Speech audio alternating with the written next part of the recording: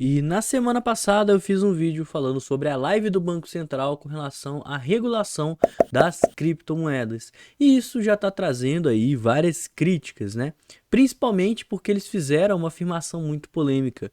O Bitcoin não é reserva de valor e não pode ser utilizado como moeda de troca. Será que é isso mesmo? Vamos entender, vamos ver o que eles falaram e vamos ver como que a gente consegue rebater isso, porque sim, o Bitcoin ele é reserva de valor, ele pode ser utilizado como moeda de troca e vai valer muito mais do que essa shitcoin brasileira que o pessoal chama de real, ou como o Banco Central chama, a moeda soberana brasileira. Eu vou te provar que o Bitcoin é muito mais soberano que qualquer moeda estatal logo depois da vinheta.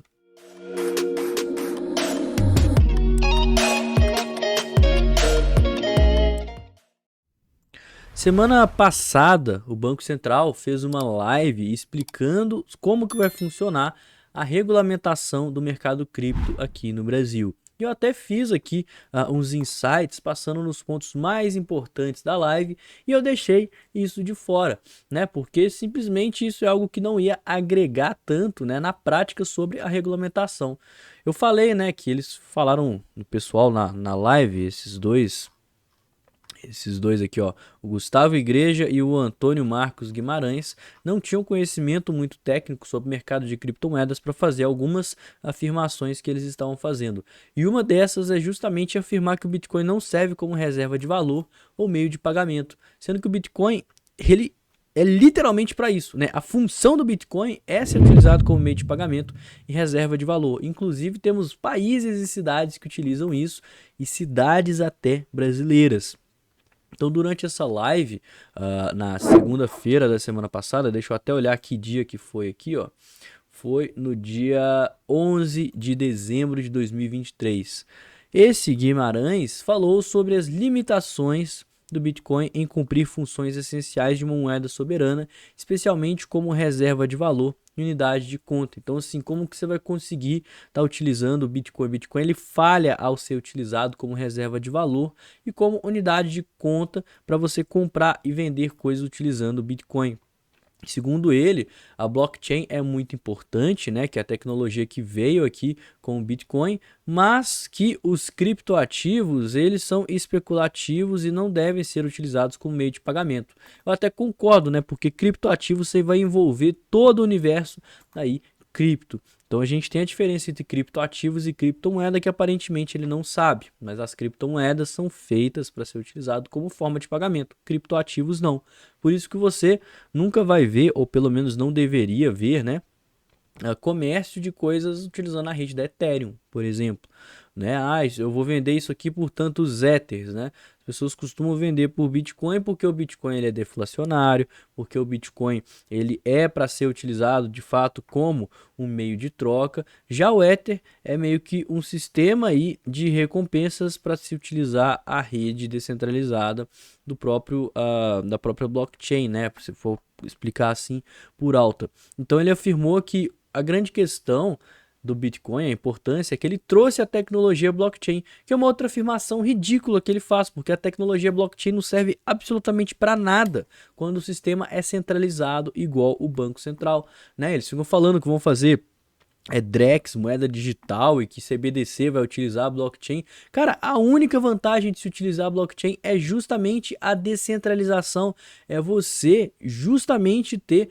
todas as informações de transação para que qualquer pessoa consiga auditar e para que isso justamente faça com que não tenha uma central para estar validando e certificando que aquelas transações são legítimas. Porque se você tem uma central que vai estar ali garantindo a segurança da rede, consequentemente, essa central vai estar fazendo o que a blockchain propõe, que é esse sistema de validação, que é esse sistema de verificação e de segurança.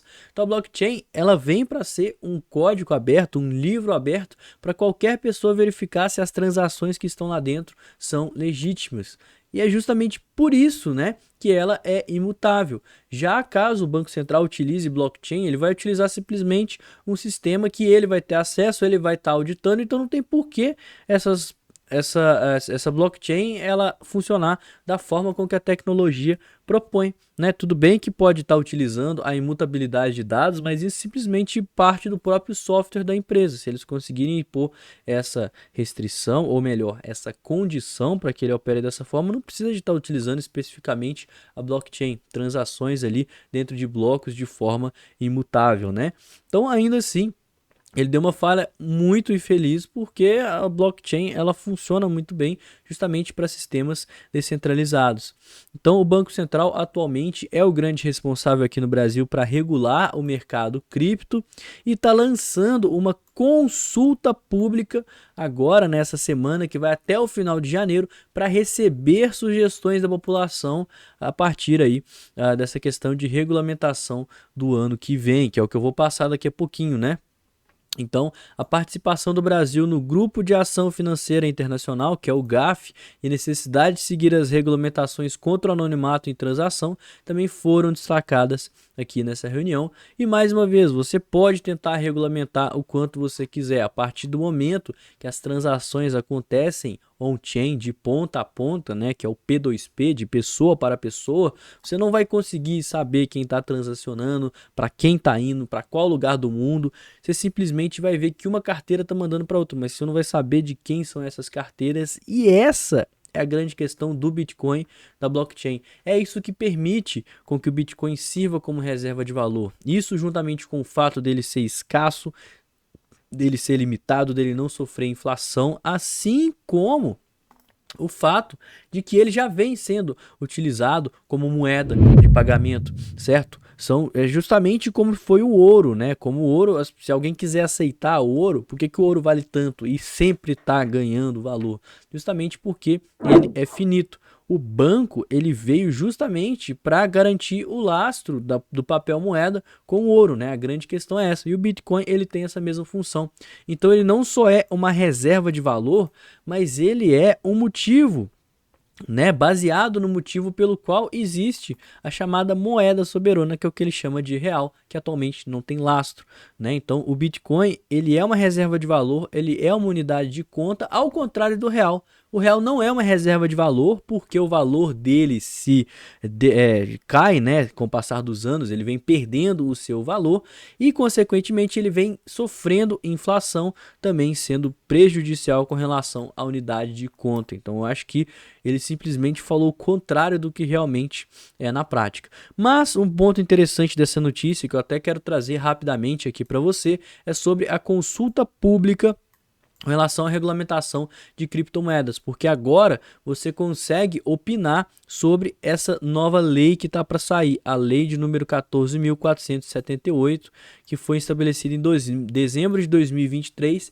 e vem sendo aprimorada após a CPI das pirâmides financeiras, né? Então, de acordo com o Banco Central, a gente pode, qualquer cidadão brasileiro, CPF ou CNPJ, tem até o dia 31 de janeiro para preencher um formulário, dando sugestões, contribuições referente aí à regulamentação.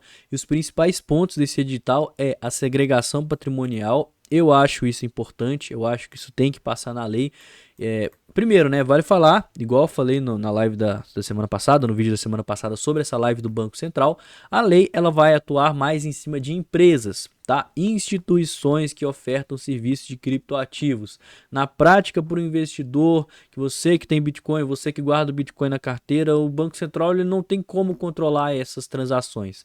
Ele vai atuar em cima de empresas para que evitem esquemas de lavagem de dinheiro, né, que as pessoas utilizem CNPJs aí, empresas corretoras para estar fazendo transações ilícitas. Caso isso seja feito de forma P2P, de ponta a ponta, não tem como o Banco Central saber o que aconteceu e nem regular. Então ele vai tentar regular as empresas. Quais as formas que ele quer regular? Segregação patrimonial. Se você tiver um dinheiro lá dentro, o seu dinheiro vai ficar separado do dinheiro da empresa para não acontecer igual aconteceu no caso da FTX, né, dela drenar o dinheiro dos clientes e utilizar em outros investimentos e consequentemente prejudicar as pessoas.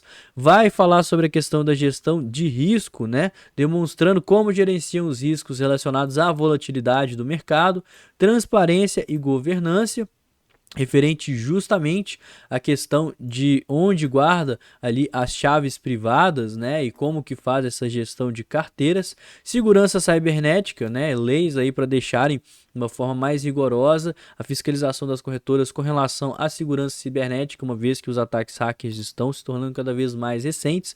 Proteção aos clientes, né? Até agora, ó, eu sou a favor de tudo isso, tá? Tudo isso aqui é regulamentação de empresas que prestam serviços e corretoras. Então, proteção nos clientes, né? Justamente informar sobre os riscos aí de investir em ativos virtuais, criptomoedas. Eu acho que isso aqui é meio que dispensável, né? Quem está investindo já meio que sabe do risco, mas enfim, né? E investe também porque quer. Agora, a última coisa, regra de transição. Discussão sobre a implementação de novas regras e como as empresas existentes se adaptarão às novas regulamentações. E isso aqui poderia implicar, esse último tópico, poderia implicar justamente na transparência na prestação de informações aos clientes e também às pessoas envolvidas. Ou seja, consequentemente, essas regras de transação poderiam resultar em mais informações ao Banco Central com relação à sua transação, né? Então, se tiver uma lei para falar que a corretora tem que passar para o Banco Central todas as transações que foram feitas on-chain. Então vai aparecer lá o seu CPF, você fez um saque para tal carteira e talvez você possa agora, né, que o Banco Central vai ter essa informação, ter que justificar com relação a essa carteira. É uma possibilidade, não é o que está escrito no papel, está apenas sendo discutido, mas eu acho que vale a pena, né, opinar sobre isso. Então, se você é a favor dessas medidas e você é contra a questão das regras aí de transição, você pode entrar nesse site aqui, ó, do governo, onde você é o sistema de consulta pública, onde você consegue de forma aberta opinar, colocar sugestões sobre o que você acha. Tem muita gente que fica dando opinião. O mundo DeFi vai revolucionar. O que seria carteira digital? Dúvida. O pessoal não tá lá para saber disso. Eles querem saber a sua sugestão. É iminente a diluição da moeda. Eles não estão nem aí. Eles querem saber o que você acha com relação às leis. Então você pode entrar no site que eu vou estar deixando aqui no primeiro comentário fixado. Esse site aqui. E dá aqui a sua opinião da forma que você quiser. Então você clica aqui em incluir uma sugestão, coloca o seu CPF e vai abrir ali uma descrição para você estar falando aí tudo o que você pensa com relação a essa lei de número 14.478, que deve estar saindo ao longo do ano de 2024. Então, se você é a favor da segregação patrimonial, que é importante, a favor da gestão de risco, a favor da transparência, a favor da segurança, se você não liga para essa questão de ficar falando se é arriscado ou não e é contra as regras de transição, cara, pode mandar aí uma sugestão. E se é caso alguma coisa dessas que eu falei, de alguns pontos, eu falei minha opinião, né? Minha opinião e probabilidade. Se você discorda, me fala aqui nos comentários também e vamos discutir, né? Vamos começar uma opinião aí, uma discussão saudável. Bom, pessoal, o vídeo de hoje foi esse. Espero que você tenha gostado. Se não me conhece, não conhece o canal, se inscreve, deixa o like. Isso é muito importante. Não esquece de me seguir aí nas redes sociais que estão todas aqui em cima. Eu vou ficando por aqui. Tenha um excelente dia, uma ótima semana e valeu, galera. Falou!